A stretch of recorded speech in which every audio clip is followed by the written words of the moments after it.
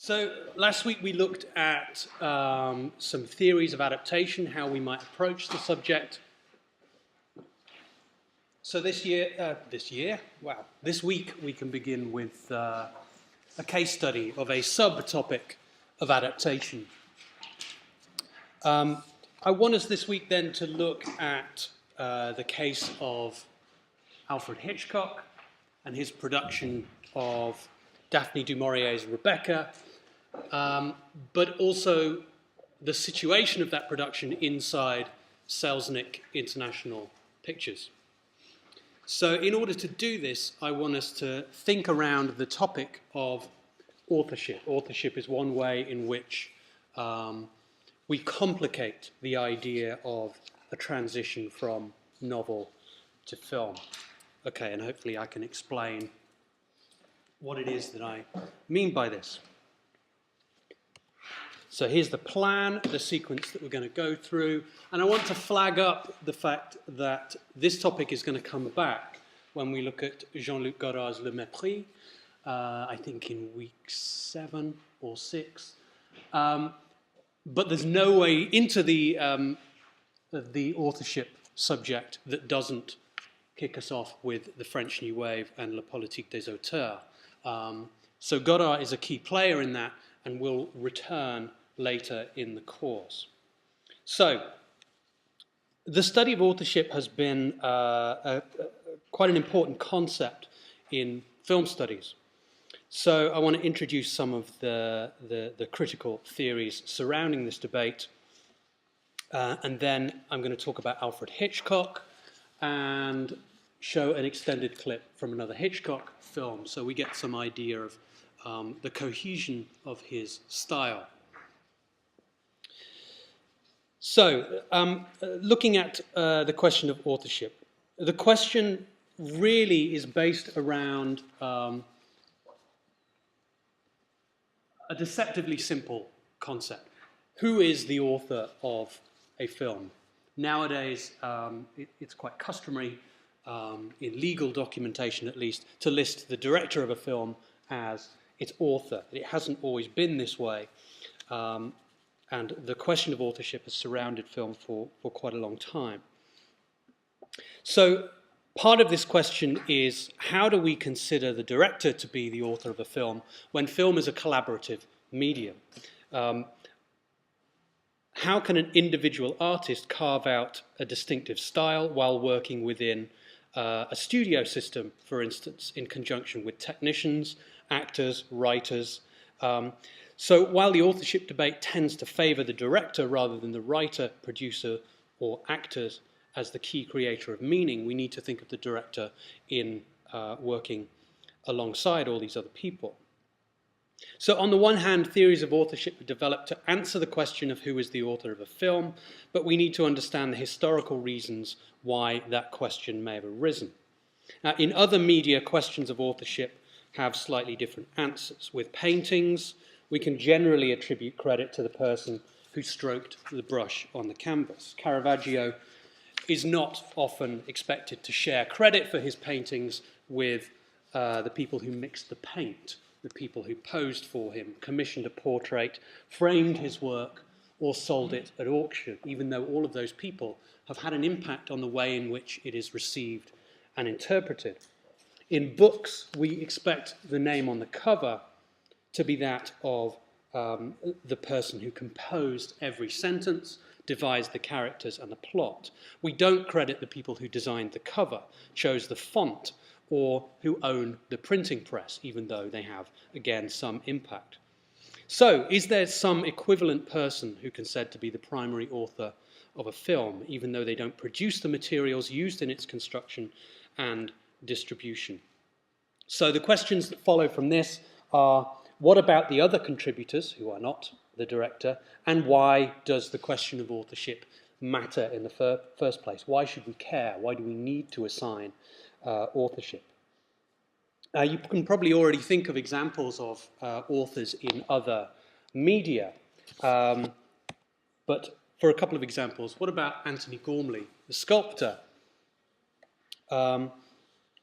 Here is his work, Learning to Think, where he situates iron figures in impossible spaces in architecture, and Field for the British Isles, where he got families to produce, following his instructions, each a little group of clay figures, and then he's inserted them in the gallery. So in both of these instances, his hands have never touched the artwork. He did not sculpt these. These are his concepts, which have been carried out either by industrial technicians or by members of the public. The same goes for Damien Hirst. Both of these artists have workshops for the actual manufacture of the pieces that they have designed or for which they've created a conceptual starting point. Now, we're much more accustomed to attaching authorial power to this kind of artist figure, to Caravaggio, than we are to a filmmaker. We assume that the people who actually ran the chainsaw through Damien Hirst's cows were just following his instructions, or that even though they may have required years of expertise to follow those instructions, that they were not artists, they were technicians. With novels, it seems a lot simpler to assign authorship because one person usually does do all the writing. This hasn't prevented post-structuralist theories asserting the significance of the reader in creating the text as they engage with it.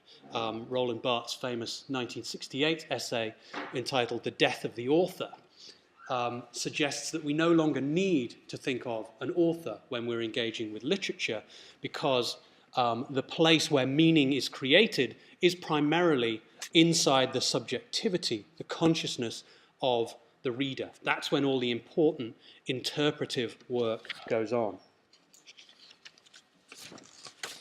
Okay, that's a kind of introduction to the fraught question of authorship and why it's a little bit more complicated than simply a name on the cover of a book.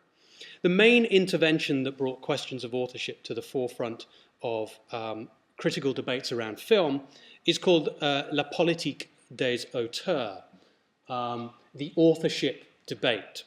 Translation of this has been crucial for reasons that I'll refer to later.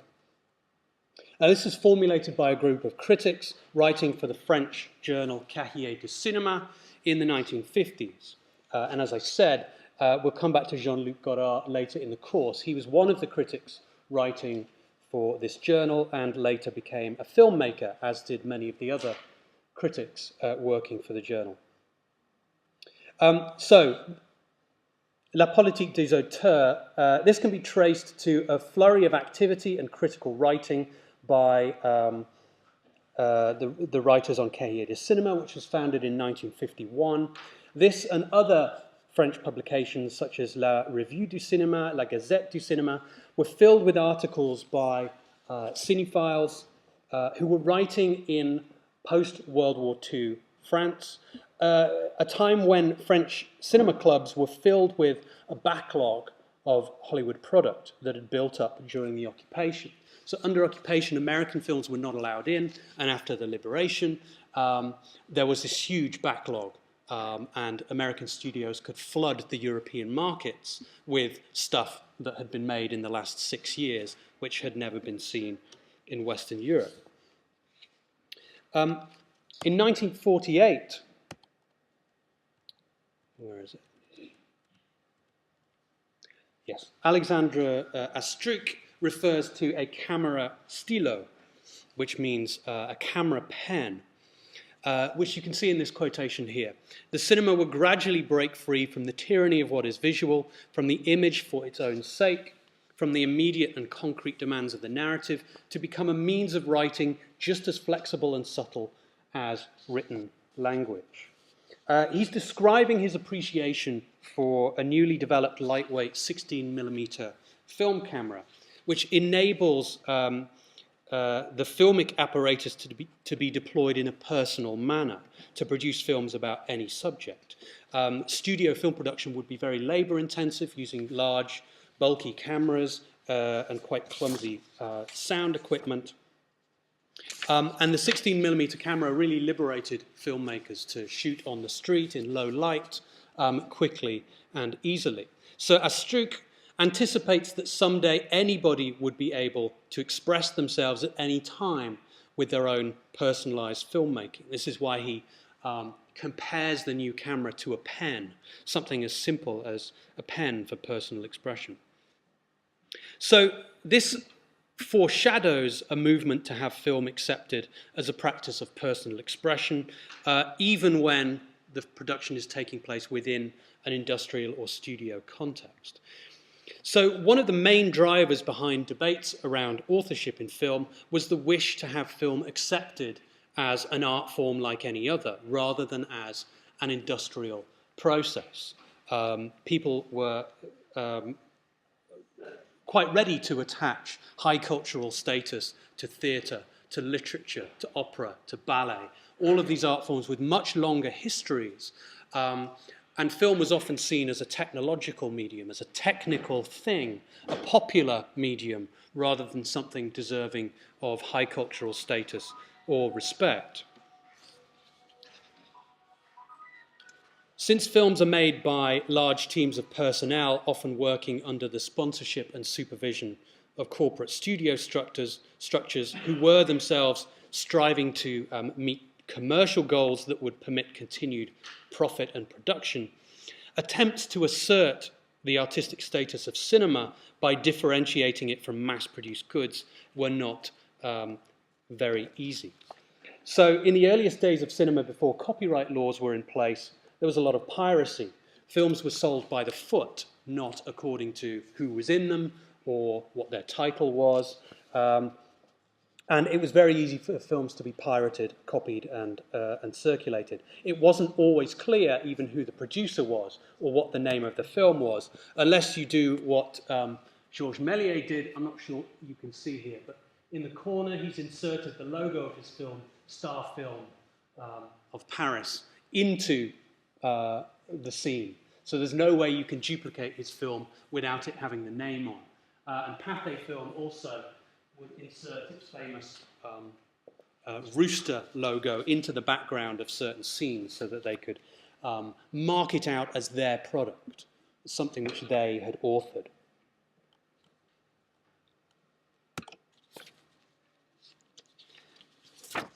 Okay, in 1954, Francois Truffaut writes an article for Cahiers du Cinéma entitled A Certain Tendency in French Cinema. You'll pardon my French, une certaine tendance du cinéma français. In this article, he launches an attack on what he terms France's cinéma de papa, granddad cinema, old man cinema, if you like. A kind of cinema which he sees relying heavily on adaptations of classic works of French literature in this sort of reverent quality style which favoured the author of the original text as the key creator of meaning. So the task of the director, he saw, had become simply transplanting great works of French literature into the film medium with the minimum of alteration. So Truffaut was calling for a conception of film as the work of a director whose personal choices in producing film images were the most important aspects in creating what the film would ultimately communicate to the viewer. I won't read out this entire quotation, but you can see the bits in bold type. His main criticism of this tradition of quality in French cinema was the script deviates little by little from the original. And he says later on, I consider an adaptation of value only when written by a man of the cinema. So he's rejecting what he sees as French cinema's slavish adherence to a tradition of quality which cannibalizes and dilutes the literary heritage of France.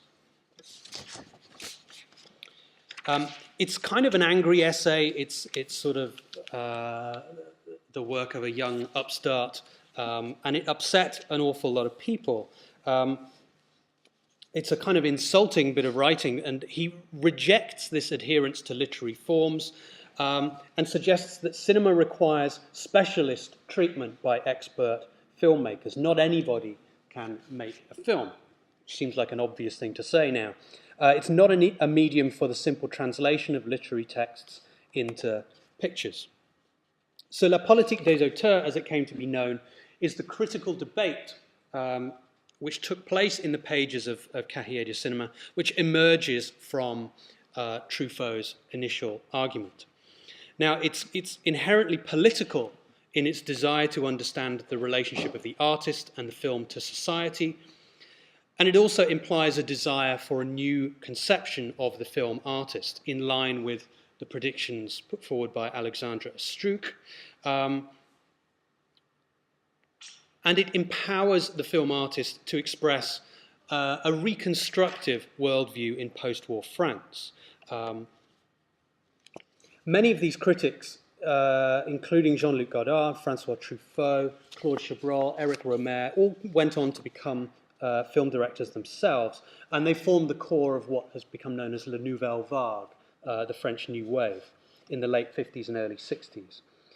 Central to La politique des auteurs, the authorship debate, was the attribution of authorship to a film's director for the following reasons.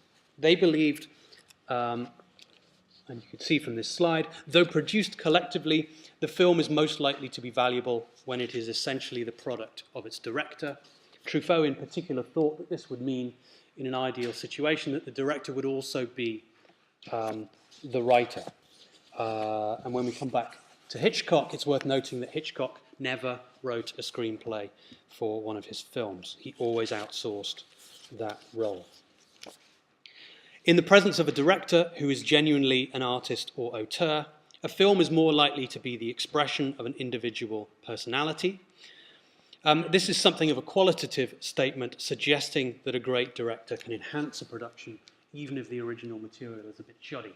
So critics would seek out films by the same director, and it was their job to find what was great about that film, because they had originally established that this was a great director.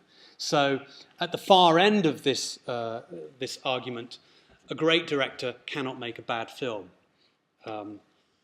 Not an entirely substantial argument.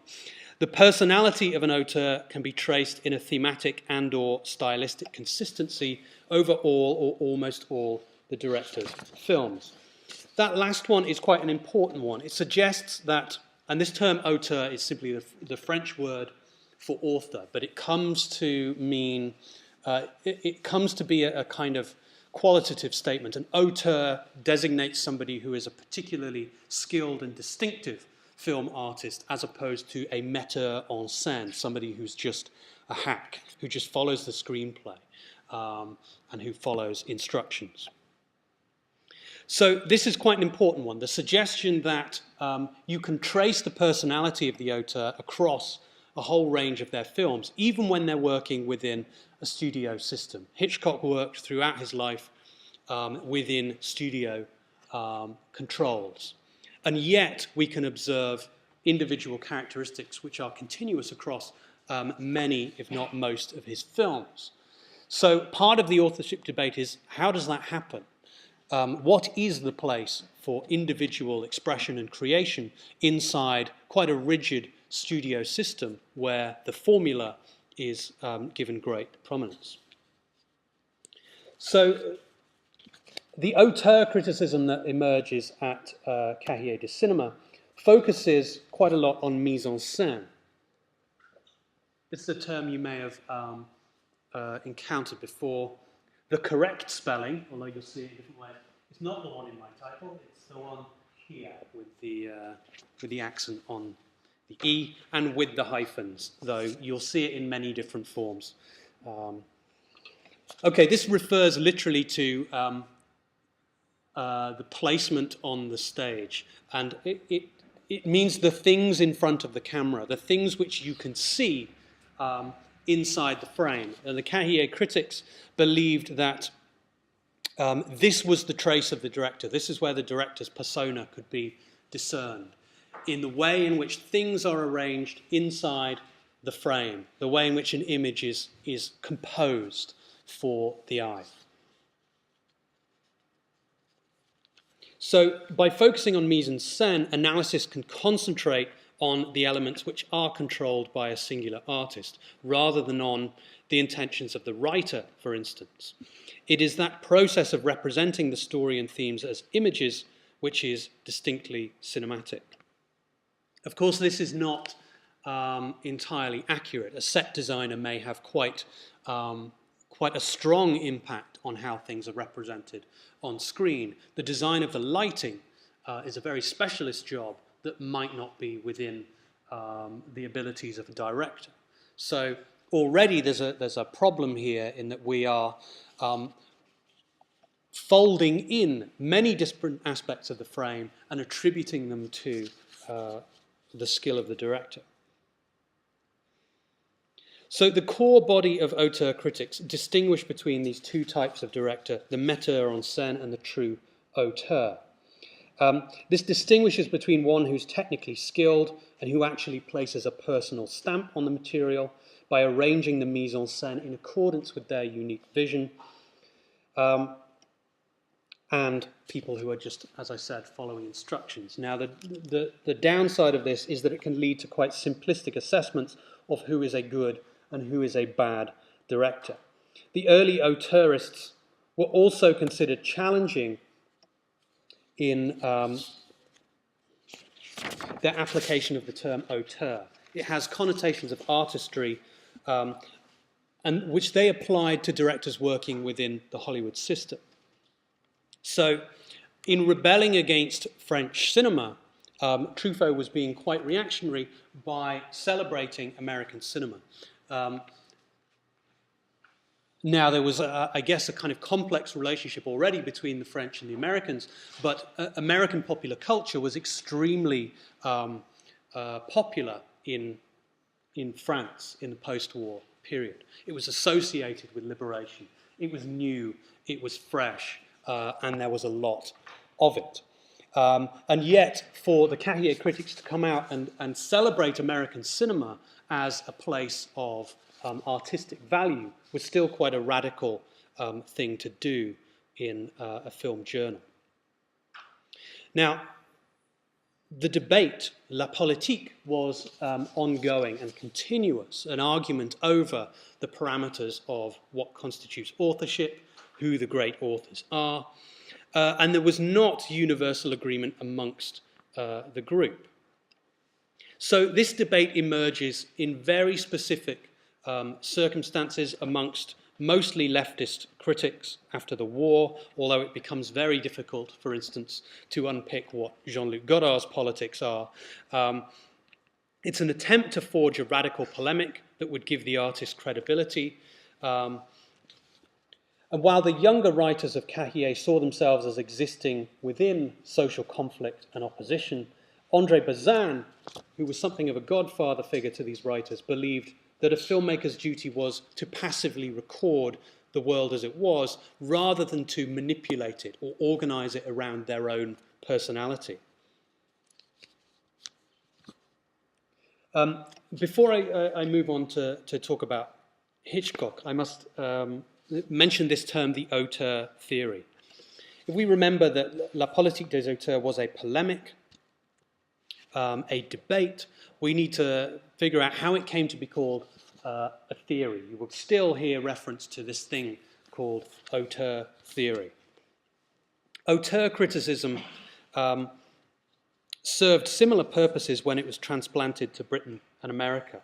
In Britain, the critics of the journal Movie were railing against what they saw as stagnant conservatism in the British film industry, while in the USA, Andrew Sarris willfully, I think, mistranslates La politique des auteurs as the auteur theory. He transfers the principles of auteurism to the US, and he uses it to critique American film criticism, which he sees as elitist. And he believed that throughout the 40s and 50s, American writing on film was restricting itself to serious subjects and social realism, i.e. to non-commercial artistic cinema. And Saris was the editor of the English language version of Cahiers du Cinema, and he introduces the politique as auteur theory. Now, the difference here is that la politique suggests an ongoing debate, an argument, whereas auteur theory suggests that the argument is over and we have a theory which we can apply routinely to film after film, to director after director. And that's where the translation doesn't quite fit. It's not a theory of authorship so much as a means of appreciation for directors who were otherwise consumed within the production system. For Saris, authorship of films is discerned retroactively by critics, whose job it is to catalogue the essential characteristics of a director's work across a number of films. And the existence of unifying characteristics in several films then proves that the common denominator, i.e. the director, is the key source of meaning. So the role of the critic for Saris is to historicise film as a cultural product, as opposed to conceiving of it as a mass medium rendering product for immediate consumption and disposal. So Saris wants us to consider film as something for continuous study over time. We don't deal with films one by one as they come out of the studio. We look at them historically over a long period. We compare them. We take the body of a director's work and we look at it, whether it's been 10 films over 20 years or many more. But in his book, Notes on the Auteur Theory, published in 1962, he makes the following declaration, which you can see on the screen. After years of tortured revaluation, I am now prepared to stake my critical reputation, such as it is, on the proposition that Alfred Hitchcock is artistically superior to Robert Bresson by every criterion of excellence, and further, that film for film, director for director, the American cinema has been consistently superior to that of the rest of the world from 1915 through 1962. Consequently, I now regard the auteur theory primarily as a critical device for recording the history of the American cinema, the only cinema in the world worth exploring in depth beneath the frosting of a few great directors at the top. Okay, leaving aside the nationalism of this statement, there is also a reduction of the debate down to a simple cataloguing of who the best directors are. And this kind of leads to the devaluation of the whole debate, and it falls out of favour, and it becomes quite old-fashioned. By 1968, Saris had published his book, The American Cinema, which includes the culmination of his auteur work, and it's a pantheon of great Hollywood directors, ranked according to the extent to which their personal vision elevated their work above the industrialized system in which they worked. So this is one end use of his auteur theory, simply to rank directors according to who's the best. So you can have a top 50, a top 100, and prove, apparently scientifically, that American cinema is the best in the world. There's a slight problematic here in that Alfred Hitchcock was originally British, but we'll leave that aside for now. So authorship, contrary to what Saris is saying, is not covered by a single theory. It's a theme or a topic that can be approached from numerous different positions. And James Nemo has some good summaries of how we can proceed with authorship. So I thought we could go through some of his text and see how it opens this debate out a little bit. Okay, this is not necessarily easy stuff to read initially, but we can break it down quite simply. First, the author is just as real or as illusory and fetishized as the money and the mechanical apparatus behind the cinema. The classic auteurs such as Hitchcock and Howard Hawks imposed a style upon their films, as do contemporary directors, and any materialistic criticism needs to take this fact into account. It is, of course, true that authors are written by a series of historical, social, and cultural determinants, but the author does not become less real simply because she is socially constructed. So, I think the important bit here is that he's questioning a strand of criticism which suggests that there actually is no author, that the author is simply a concept that we create. So if we're watching a lot of Hitchcock films and we're building up this picture of who Hitchcock is, and using that as a way to understand each new Hitchcock film that we watch, we have constructed for ourselves a Hitchcock, an author structure. But my Hitchcock is not the same as your Hitchcock. You may believe different things about his private life. You may have read different biographies. He never wrote an autobiography. You may have seen different films and understood them differently. So what he's suggesting here is that the concept of the author is something which we bring to our viewing of the film. It is not something fixed, solid, and fully knowable. Okay? So we're not actually reading this through the real Hitchcock. Hitchcock does not speak to us directly. We create him, and then we use him as a key to decode his work. That sounds a bit weird, but it does become clearer. Okay, another facet of the authorship debate. The study of authors is useful because it enables us to differentiate films more precisely. To be sure, we can make generalizations about Hollywood genres, studios, and the dominant ideology, but every Western and every film noir is not the same. Within the institutional context of the classic studios, for example, the name Hitchcock points to a different nexus of ideological and psychological concerns from the name Frank Capra. The two individuals were themselves situated differently in history, and a study of their careers can produce a fine-grained understanding of both film style and the general culture. So, he's suggesting that the study of authorship is like the study of genre, the study of the studio system, and other historical approaches to the study of film.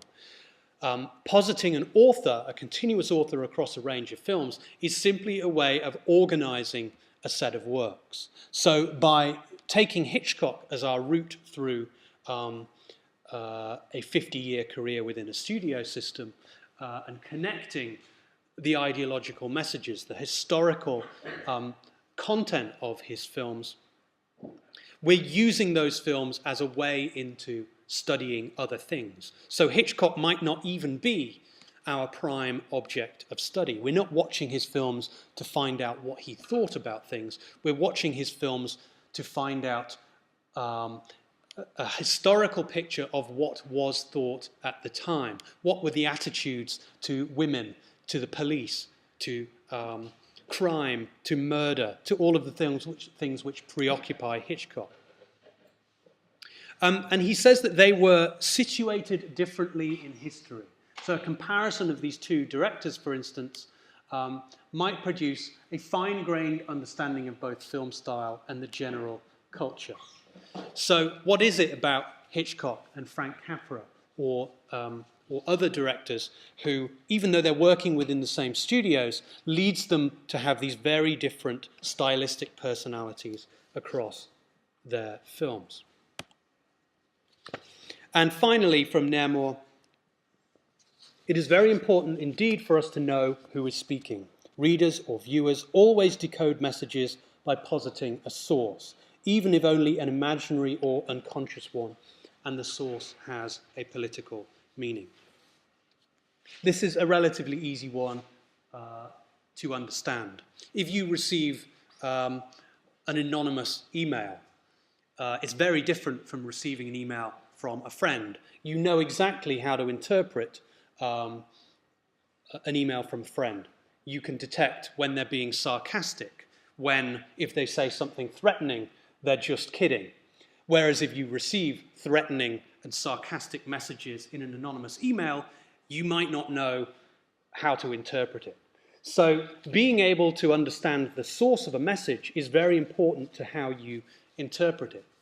So knowing something about Hitchcock affects the way, for better or worse, it may not be a positive thing, affects the way we will interpret every new Hitchcock film that we see. There are things you may learn about his private life which will forever put you off watching any more Hitchcock films, as happens with quite a lot of artists if you ever read into what they're really like. So, in summarising this discussion, the reasons for the authorship debate might be put as follows. To argue for a new kind of film appreciation, closer to the way in which literature and other art forms were studied for their artistic qualities. So the positing of literature as the work of a singular artist, author, has been very important for the way in which we relate to literature as a creative art form. And doing the same thing for cinema allows us to recover cinema inside those similar aesthetic and artistic debates. Okay, to argue for a new kind of artist-led cinema, it's much easier for people to accept the idea of an artist-led cinema if we know who the artist is, if we have some kind of consistent way of assigning artistic input to an individual. Kind of related to that, to assert the value of film or cinema relative to other art forms. And a concept of authorship might be useful to the producers of films who can market them around the particular style, sensibility, and persona of a director. And we're going to see how Hitchcock was crucial to the marketing of his films.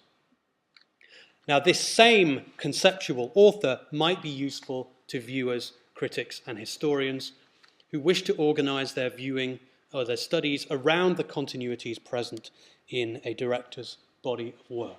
So you might want to know more about Hitchcock by watching more of his films. Okay, moving on to talk about Hitchcock as our case study.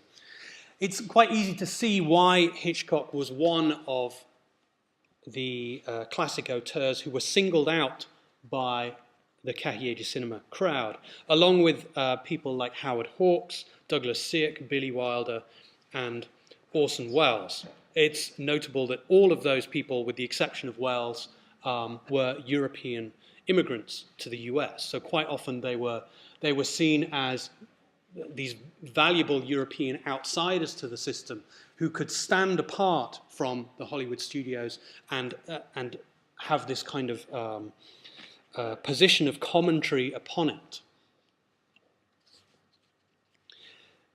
Hitchcock was the most visible of Hollywood directors. He was a very willing and affable interviewee. He was a great self-publicist. He regularly appeared in trailers for his films. To show you a few examples, his face is the biggest thing on the poster for a film like Rope. On this publicity print for North by Northwest, where is Hitchcock's name? It's not on it. That misses my point. Okay, I'll come back to that. He's more than a simple populist. And this kind of helps us to single him out from the Hollywood metteur en scène. In manipulating audience expectations, fears, and desires as ruthlessly as he did, his role as a kind of puppeteer of the spectator's emotions becomes central. So you see him on the poster as this looming figure who seems to have some kind of control over the fates of his characters. He would announce his presence through not just appearing on the posters or in the cameos that he makes in nearly every one of his films, but in a kind of very, very prominent and foregrounded film style. The film Rope, for instance, is apparently filmed in a single take. It's 80 minutes long, and the camera never cuts. This is, of course, an illusion, because the camera couldn't take more than about 10 minutes of film at a time. So Hitchcock matches the cuts with one exception. And so it looks as though the film is all done in a single take. Now what this does is it sort of announces Hitchcock's mastery of film style. Nobody else had done this or attempted this. And by foregrounding the style of the film and making it a very important element of its organization, we see Hitchcock coming to the forefront of this gimmick. Another film he made, Lifeboat, is set entirely in a lifeboat after a ship has been sunk, and it's about the people inside it. He was very interested in these containment scenarios where he would have to work within a very restricted set of parameters.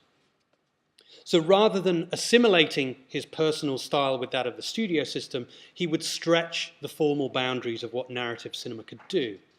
But he's never breaking that system. His films are always comprehensible as narrative films. They're never really confusing or experimental or abstract enough that you won't be able to follow them or be entertained by them. So he's very much on the line between experiment and formula.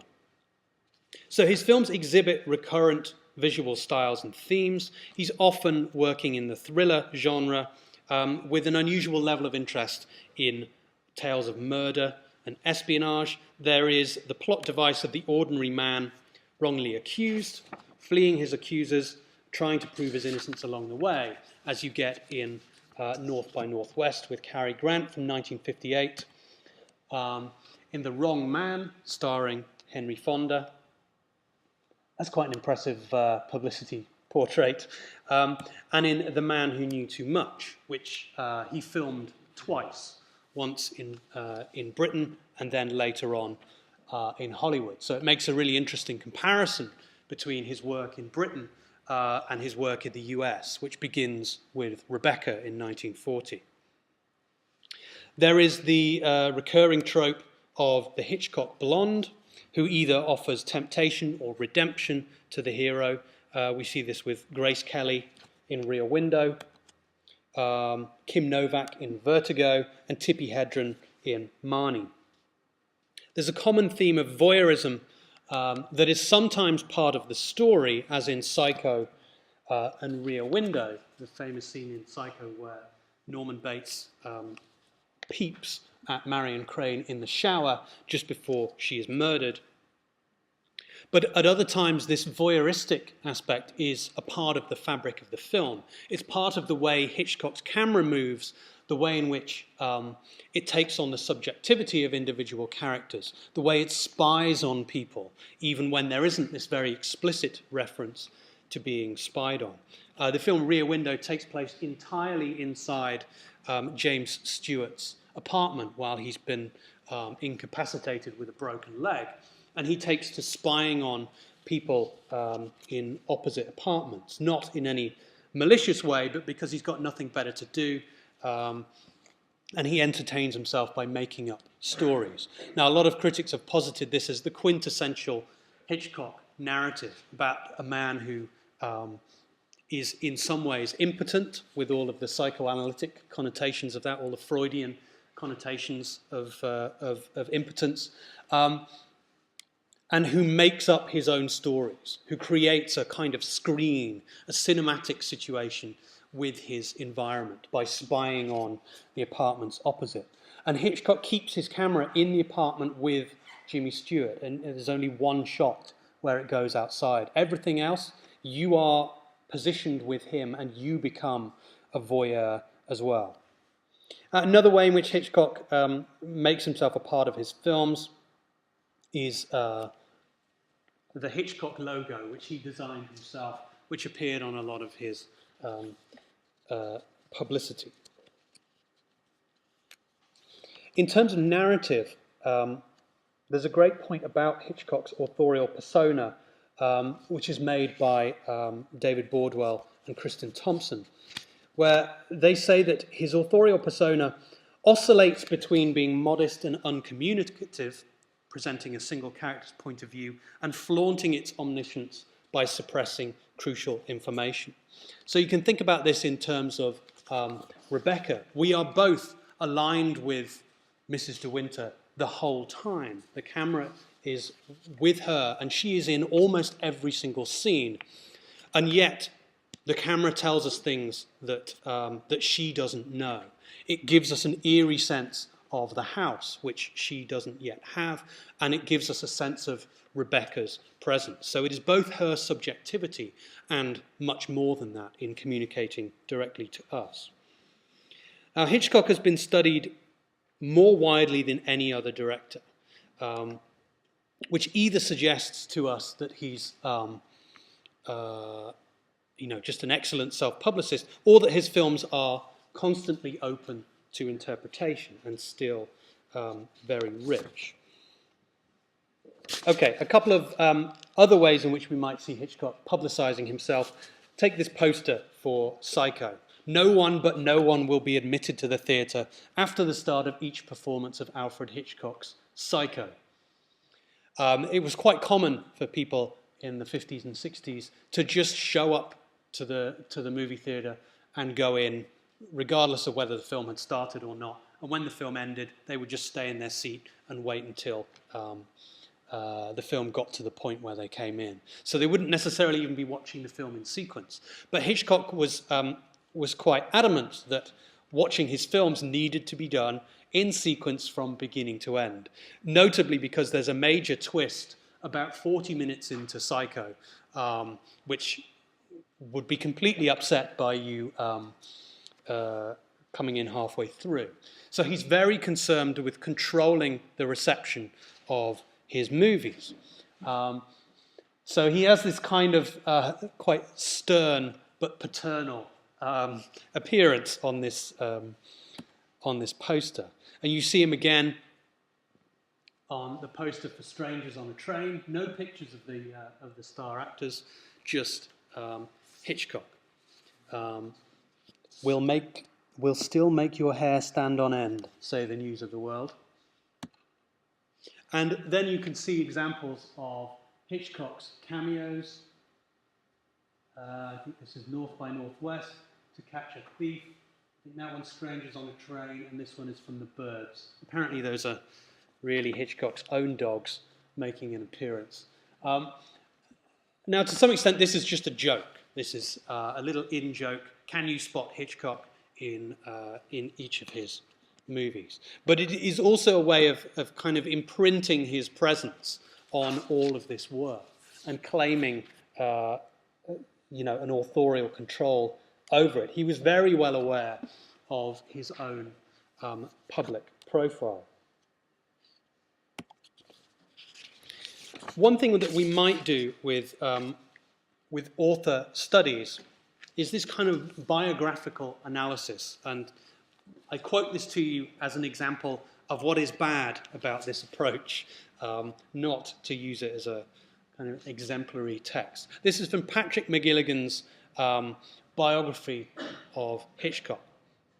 He says, the circumstances of Alfred Hitchcock's childhood have been portrayed elsewhere as Dickensian, but the truth was closer of a vision of Frank Capra. There's that comparison to Frank Capra again. Capra is the director of It's a Wonderful Life, and widely posited, wrongly I think, as the maker of feel-good movies. Hard work was necessary, expected and valued, but work was rewarded. The Hitchcocks were a jolly clan, full of fun.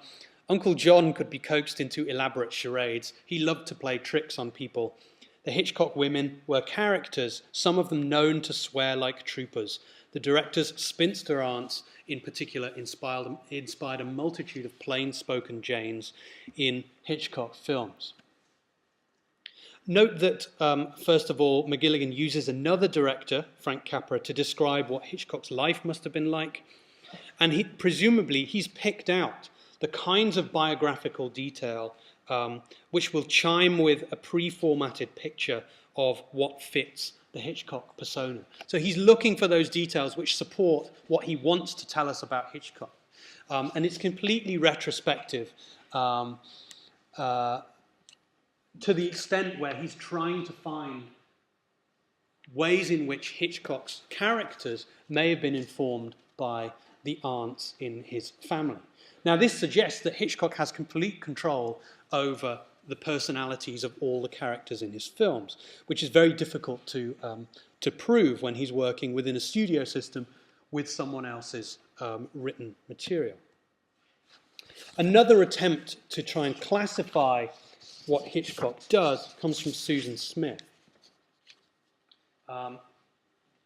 Now, Hitchcock is often referred to as the master of suspense. Suspense is seen as one of the defining characteristics of his work. But what does this mean? What is suspense? And Smith tries to break down what Hitchcock's actually doing. How does he generate suspense? And I'm going to show you a clip, but first of all to break down her version of this. Vicarious suspense requires the audience to experience anxieties and uncertainties on behalf of a character following receipt of crucial narrative information of which that character is unaware. So we know something that the protagonist does not, and we worry for them. Shared suspense. The viewer shares the suspense with a character either from the outset or following a period of anticipation. So the character knows something bad is going to happen, and we feel it with them. Direct suspense is a little bit more abstract. We experience anxiety and uncertainty primarily on our own rather than a character's behalf, and this constitutes a form of suspense that is not dependent on identification for its effect. Now, in the clip I'm going to show you from Hitchcock's Sabotage, you can see an example of direct suspense in the way you see ticking clocks marking the time as it passes, ticking down the seconds before something awful may or may not happen. So this is a way of trying to catalogue the various types of suspense that Hitchcock uses. For Hitchcock's own interpretation, he differentiates between suspense and shock, and he gives the example of a bomb planted under a table in a film, and we see two characters talking on either side of the table. Now, he can approach this in two ways. He can go for the shock effect, where two characters are talking, suddenly a bomb goes off. Or he can do the suspenseful route, where at the beginning of the scene, he shows us a close-up of a ticking bomb, maybe tells us how much time there is to go. And so you can wring a lot more effect from having the audience know that something is going to happen, rather than simply surprising them. Now, something similar is going on in this clip from Sabotage, which is also an adaptation. This is adapted, I think uncredited, from Joseph Conrad's The Secret Agent, which is about espionage in London in the early 20th century. I guess what you need to know about this scene is the villains have sent a young boy who works for the cinema. He usually transplants film reels across the city, taking them between various cinemas. They've hidden a bomb in cans of film, and they've given them to this little boy because they know he won't be suspected and he will be able to get across town, deliver a bomb without him knowing that he's carrying a bomb. He thinks he's just carrying cans of film. And they'll be able to plant this bomb at their target without getting discovered. And what happens is the boy gets continually delayed on his way. And I think it should be quite clear from the context how long he's got to go, what time he needs to get there. But think about the way in which Hitchcock structures this. It's a sequence of about 7 minutes, and then we'll take a break. But think about how he structures this sequence, what technical devices he uses to build the suspense of the scene.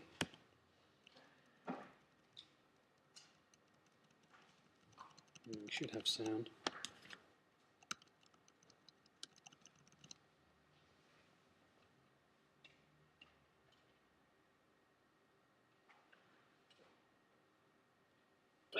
What did it cause his teeth to fall out? Why, it comes in the jaw. Invisibly pain, inevitable in all human organisms. But decay can be arrested, instantaneously arrested. And by what? Yes, exactly. But if I may say so, by rather more than one copper, by a few coppers. I have here in my hand a tube of that remarkable preparation, Sabotage.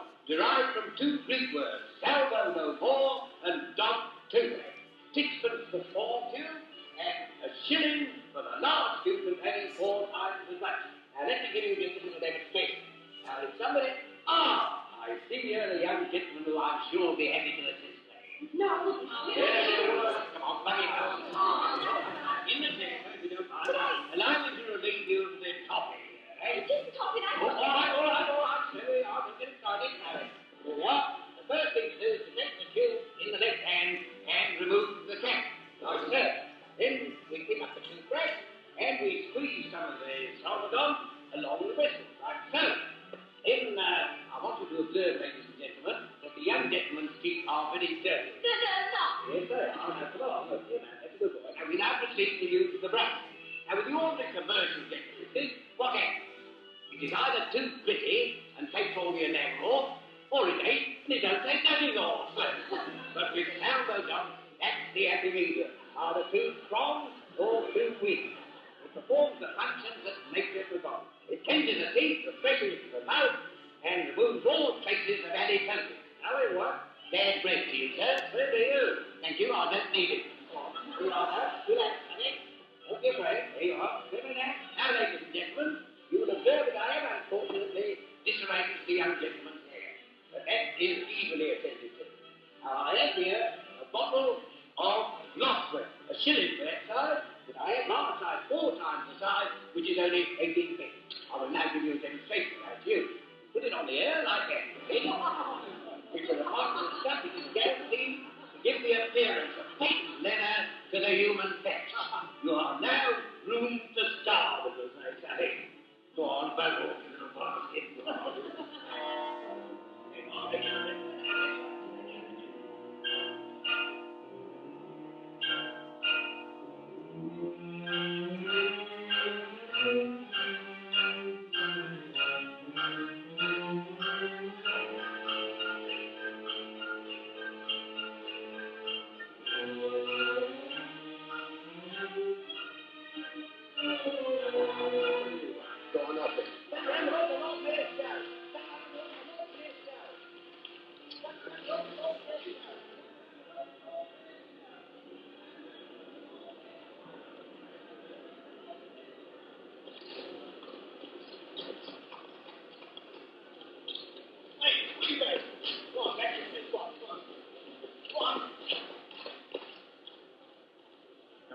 Get right back.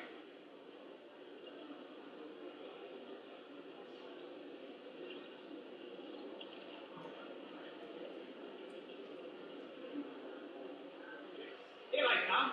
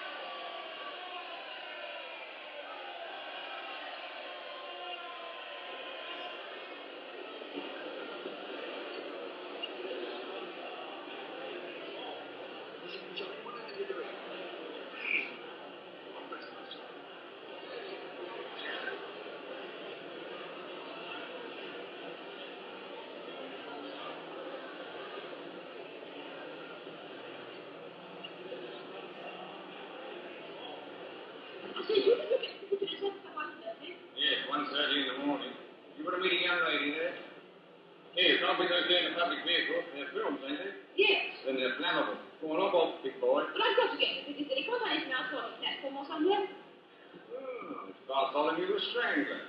Well, what is it, you, Bartholomew, old fellow? You can stay. As long as you promise not to say about me or any of the passengers. Thank you.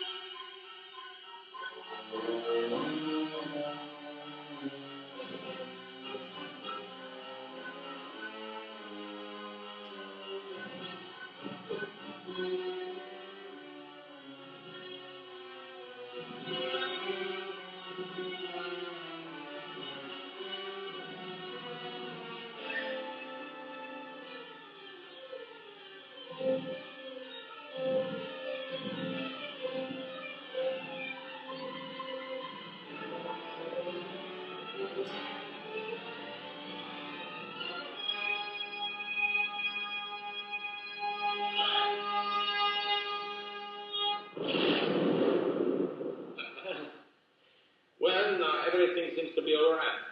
Would you have your drink after all?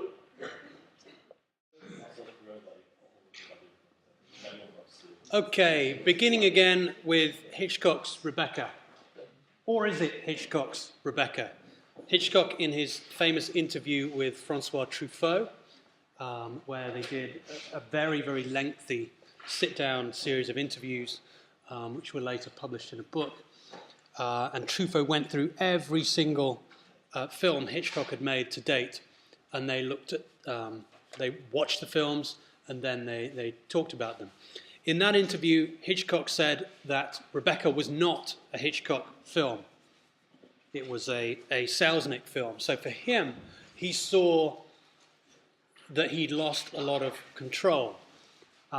Hitchcock works in Britain and in Germany from the early 1920s, makes a dozen or so feature films, and this brings him to the attention of David O. Selznick in Hollywood. Rebecca is one of 3 adaptations of books by Daphne du Maurier, the others being The Birds in 1963 and Jamaica Inn in 1939. Now, Jamaica Inn, when his British studio discovered that Hitchcock was still under contract and was about to go and make Rebecca in Hollywood, they insisted that he make one last film for them and that it be a Daphne du Maurier adaptation to cash in on the future expected success of Rebecca. At the same time that Selznick was making Rebecca, he was also making Gone with the Wind, which was just about the most expensive film to date and would go on to become the highest grossing film to date and still is. But they didn't know. Gone with the Wind was quite a risk. They didn't know it was going to be this big a success. So Rebecca was kind of the low-budget insurance piece that they wanted a safe bet. It didn't cost a lot of money, that was based on a well-known literary property so that it could in some way guard against the possible financial failure of Gone with the Wind. which is why when Mrs. De Winter wears her outfit for the party, it's actually a costume from the wardrobe of Gone with the Wind. Okay, so Hitchcock considered this not to be his film. David O. Selznick was notorious for being an executive producer, but for sending memos.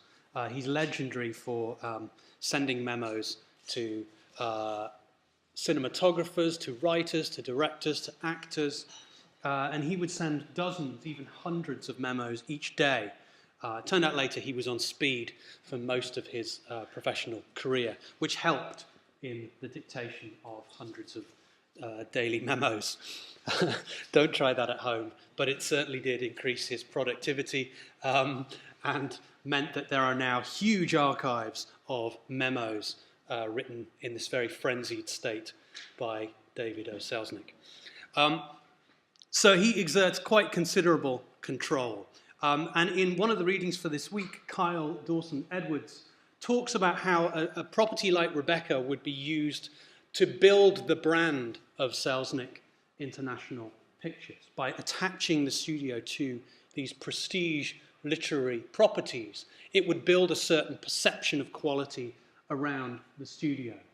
Now, this is one thing if you're adapting Shakespeare, but Rebecca was only published in 1938. So it's a very contemporary novel at the time and was a massive hit, largely with a female readership. But what I want to point you to on this poster is several things. We seem to have an image of Rebecca in the poster, which we never get in the film. We also have a copy of the book pictured in the poster. What was the secret of Manderley? Behind the towered splendour of a beautiful mansion, emotions battle fiercely as drama closes in on two human lives, a man, a woman, gloriously in love, fighting the desperate shadow that falls across their lips, even as they kiss. Wow. And here's little Hitchcock's name right down here, from the best-selling novel by Daphne du Maurier. And when the film opens, it's referred to as Selznick's picturization of du Maurier's novel. There's a word we've lost, picturization. Not adaptation, not film of, but picturization. Okay? And Selznick insisted that the makers, the writers, the designers follow the book as closely as possible. Selznick's reasoning being that the book had proven popular, so why deviate from a proven formula? In this other version of the poster, you actually see a page of the text, and it's the famous scene where Mrs. De Winter comes down to the fancy dress ball in an inappropriate outfit. You can actually read a little bit of that page on the poster, should you wish to. And again, an image of Rebecca in the poster. I'm not entirely sure where they would have got this from, or even why they thought it was a good idea. And as an example, this is taken from the Edwards article. Here's one of Selznick's memos to Hitchcock, 12th of June 1939. Hitchcock has returned a script draft. Hitchcock hired writers, but then he would go over the script, particularly with his wife, Alma Revell, who would really help extensively and has rarely been credited with doing as much work as she actually did. There's a new film with Anthony Hopkins about Hitchcock where Helen Mirren plays Alma Revell, which is apparently, I haven't seen it yet, going to reassert her importance in their relationship as having quite a strong input in what he made. And there was another film just late last year about Hitchcock with Toby Jones playing Hitchcock and what's her name playing Tippi Hedren. It's about the making of The Birds. Has anyone seen the movie The Girl? It's a real hatchet job of Hitchcock. You know, he's portrayed as this absolute monster pervert, which He may well have been, for all we know, but it's largely based on Tippi Hedren's experiences of working with him, where she says that he basically tormented her on set because she'd turned down his sexual advances, and that he then restricted her career forevermore. So, there have been a lot of revisionist histories of Hitchcock which portray him as a very unpleasant character. Anyway, sorry, I'm getting distracted. Back to this memo from David O. Selznick to Hitchcock.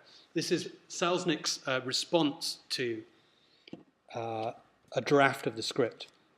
He says, "The few million people who have read Rebecca and who worship it would very properly attack us violently for the descriptions which are indicated by the treatment.